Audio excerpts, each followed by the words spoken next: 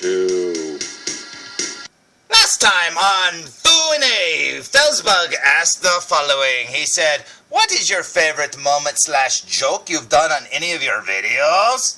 That's a very good question, felzbug. And I have to say, I've probably got a lot of favorite jokes that I've used over the years. I guess it's been a year and a little bit. But no, I've had a lot of favorite jokes, and a couple of them come to mind. One of which was whenever I would refer to Gubslef as his number. I really loved saying that number. I got really good at it there for a while, but then I got really bad at it again when I didn't do it for a while. And I couldn't tell you what the number is now, but I really enjoyed doing that. I really enjoy any time I reference my Hang in There Baby Kitty poster. I don't know why, that's just funny to me. One of the things that I like reoccurring on all of my videos is the following. Whenever I go, "Foo reviews," come here, felzbug, come here. Insert joke here, and we walk off. Yeah, I really love doing that, because if anybody knows, I ripped it completely off from Joss Whedon's company, Mutant Enemy. If you watched Buffy the Vampire Slayer or anything that he's done, you'll notice that the ending always kind of looks like this. Now, this isn't Buffy, but it ends the same way.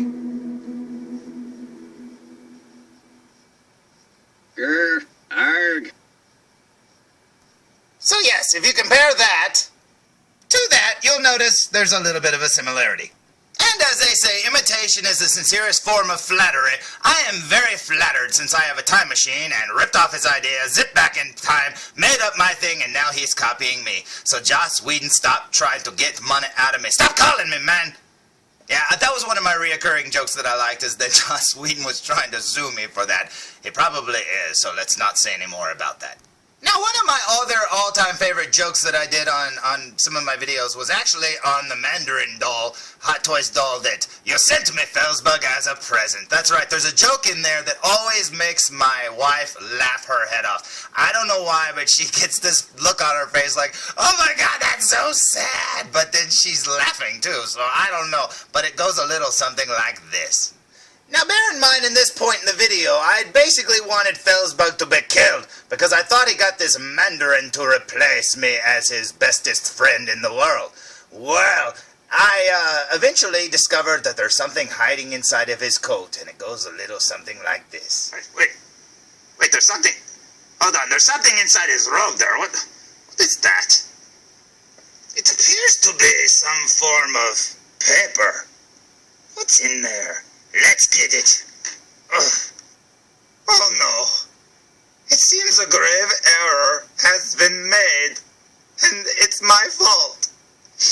It seems that the thing inside his robe was a card, and it says, "Dear Foo, you are my bestest friend in the whole wide world." And whole is spelled like H-O-L-E. But, it says, the card fell. I need to pick it up. I'm so sad. Let me pick it up. Thank you for picking it up for me. Okay, where was I? By the way, when that card fell, it was totally impromptu, because I guess I breathed on it or something and it fell off. Well, that cracked my wife up, but then she starts getting this sad look on her face, like, oh my God, when I kept going. Now remember, I'm making all this up as I go along. Okay, where was I? You are my bestest friend in the whole world. I just wanted you to know that I like you a lot, and I just wanted to make you happy. So I spent all the money I made washing puppies and babysitting and mowing grass to buy you a Hot Toys Mandarin doll. Oh, that's what that is. I just wanted you to know that I found it and thought of you. So thank you for being my friend, and I hope that you like this as much as I like you. Oh, God. So I'd have to say that moment there is one of my favorites, and it's pretty good considering I almost trashed it when that card fell out of my hand. So yeah, sometimes if you just keep going, the jokes just keep getting better. Now, another one of my favorite moments would be when I read Mr. Evil Cheese's book out loud, and whenever Dr. D and Jackson basically popped up for the very first time, I absolutely love their background music. Hey, I need you to go get something for me. Screw you, you little beep! Can't you see got my hands full? Oh, look at that, mister. That's cute. But it's very important. Well, those two guys over there ain't doing nothing.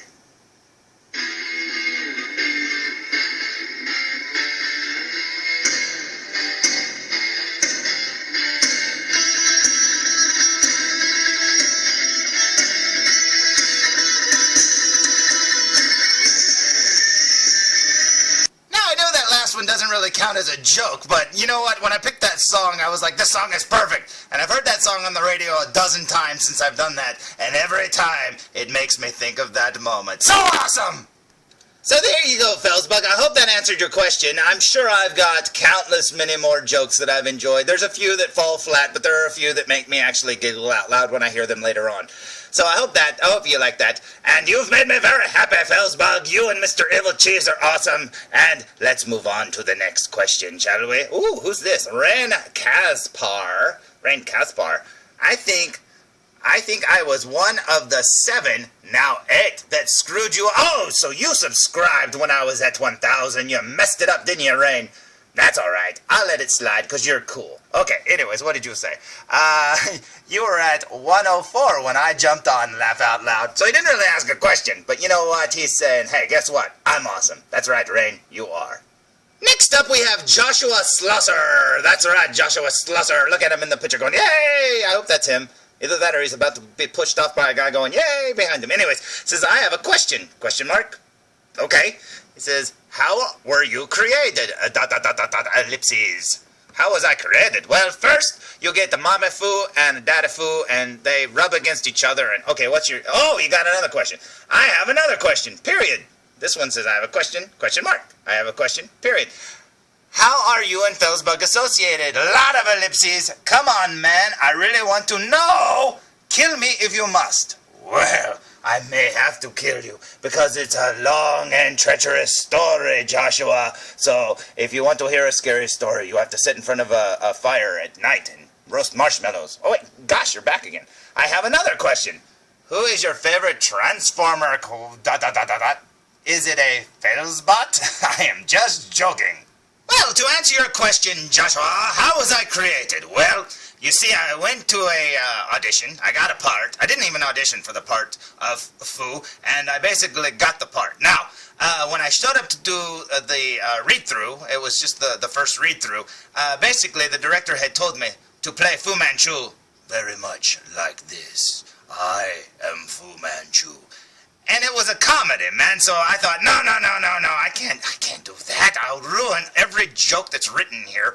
Holy crap. So basically, I looked at it because Fu came in at the end of Act 1, very last line of Act 1, and then he was all through Act 2 and 3. And anyways, I looked at my lines instead of listening to the storyline of the play, and basically created the character on the spot. So when they came to me, my very first line, you know, I read it very much like, you have failed me, to my daughter, blah, blah, blah. And, you know, I took it up on all the comedic notes. So basically, whenever I'd say, let me tell you my plan, and believe me, the character went over like gangbusters in front of an audience, because the audience absolutely loved me. In fact, or not me, I won't say me, but it was the character that they loved. In fact, when I played the title character in the play Fu Manchu, when I first came out during the middle of Act 1, I think it was, when I first stood out, man, the applause! I don't know if they had seen me already in the other show or what, but it's just the character, man. They just loved the character. So, to answer your question, I created it on the spot, and this is what I came up with. I just thought it was funny, and that's what I did. And basically, it's been fun ever since, and as you can see, I still like playing the character. Okay, and then you said, I had to look, then you said, how are felzbug and I associated? Well, okay, basically we met here on YouTube and we're buddies, so just like that. Yay! But sooner or later we're gonna start a stupid criminal organization or something. We're gonna do comic books and panels. Hey, I have a question for everybody. Would you guys like to see a panel of me and felzbug, you know, up on a panel there answering questions kind of like this, but in character and, you know, with this little doll and his puppet? Would that be awesome? Because we've been wanting to do that for a long time. So if you think it's awesome, let me know below. If you don't think it's awesome, go away. I don't care. Go away. All of you, go away. No, not you guys. You guys are cool. But anyways, what else did you ask? I gotta look. Joshua asked, who is my favorite Transformer? Ooh, good question. Well, oh man, that's tough. Let's see. I think my favorite Transformer of all time would probably be... Oh man, that's a tough one. Goodness, I would have to say I really like Starscream a lot. He's always been one of my favorites. I've always liked Bumblebee. I've always liked Megatron. I've always liked, when we get into like later cartoons and stuff, it changes because like in the Beast Wars cartoon, I really liked Dinobot. I really liked, Megatron was awesome in that one. I just thought that was so cool. I loved his voice. When we get into Transformers Prime, which is probably my favorite Transformers series of all time, I really liked Smokescreen. I really loved Megatron in that one. I love Starscream in that one.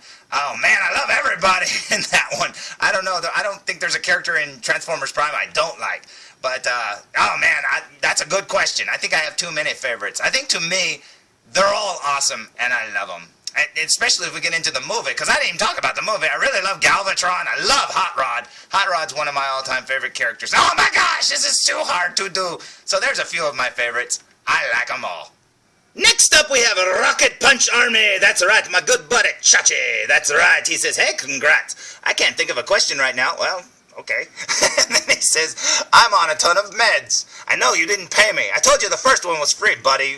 Better pay me for the rest. And then he wrote, soon maybe. I don't know if he's saying soon he'll pay me or soon he'll think of a question. Okay, let's say hello to Rocket Punch Army. If you haven't subscribed to Rocket Punch Army, do it. This guy's got the bestest videos ever. So watch his videos because I love them.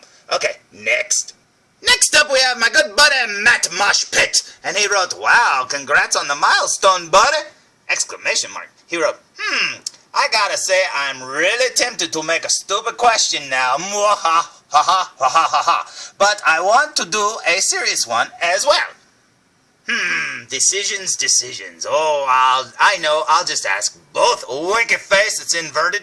Okay, then he wrote, stupid question.